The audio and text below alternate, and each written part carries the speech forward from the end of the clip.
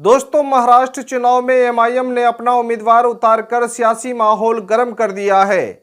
इसी कड़ी में औरंगाबाद के ईस्ट विधानसभा से इम्तियाज जलील साहब नामांकन किए और नामांकन के बाद उन्होंने अपने आप को किंग मेकर बताया है।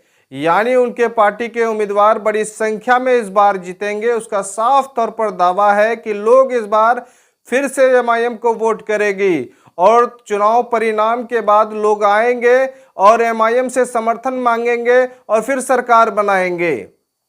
यानी अपने आप को इस बार इम्तियाज जलील साहब का कहना है कि किंग मेकर की भूमिका में एमआईएम रहेगी और साथ ही साथ उनका कहना हुआ कि इस बार बड़ी साजिश रची जा रही है। जहां जहां एमआईएम के उम्मीदवार है वहां पर मुस्लिम उम्मीदवार को ज़्यादा संख्या में उतारे हैं।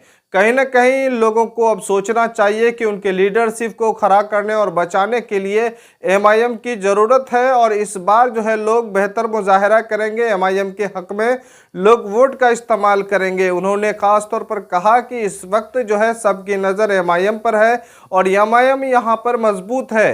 तेलंगाना और हैदराबाद के बाद कहीं देखा जाए तो वो महाराष्ट्र औरंगाबाद है और इस बार औरंगाबाद के सेंट्रल सीट और ईस्ट सीट दोनों में एमआईएम के उम्मीदवार हैं और दोनों उम्मीदवार जीत रहे हैं। भीमंडी से वारिस पठान साहब भी है, वहां पर भी वो जीतेंगे और कई उम्मीदवार और हैं जो इस बार जीत का दावा ठोक रहे हैं। चूंकि इससे पहले 2019 विधानसभा चुनाव की बात करें, पहले भी हमने बताया था कि इस 2019 विधानसभा चुनाव में एमआईएम पार्टी के दो ही उम्मीदवार कामयाब हुए, धुले और मालेगांव से। लेकिन औरंगाबाद सीट और कई सीट ऐसे हैं जहां पर उनके उम्मीदवार दूसरे स्थान में रहे। बाकी 13 विधानसभा में उनके उम्मीदवारों को बड़ी संख्या में वोट लोगों ने दिया है और जिसके उम्मीद पर इस बार जो है इम्तियाज जलील साहब अपने नामांकन के बाद दावा कर रहे हैं कि इस बार उनकी पार्टी के जो विधायक बनेंगे वो किंग मेकर साबित होंगे और साथ ही साथ 23 तारीख को जब परिणाम आएंगे तो लोग सरकार बनाने के लिए हमारे पास आएंगे और समर्थन मांगेंगे और सरकार बनाएंगे, तब जाके महाराष्ट्र विधानसभा में सरकार बनेगी।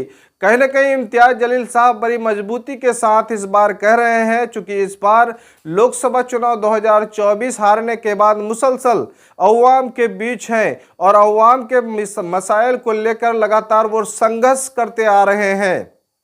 इससे पहले उन्होंने तिरंगा यात्रा निकाला और तिरंगा यात्रा मुंबई तक पहुंची और लोगों का जनसैलाब दिखा, लोगों का समर्थन दिखा। यही असर जो है अब 2024 विधानसभा चुनाव में उनको मिलने वाले हैं और इसी को लेकर उन्हें बड़ी उम्मीद है कि इस बार जो है एमआईएम यहाँ पर किंग मेकर होगी और साथ ही साथ उनका साफ तौर पर कहना है कि परिणाम आने के बाद लोग आएंगे और हमसे जो है सहयोग मांगेंगे और सरकार बनाएंगे।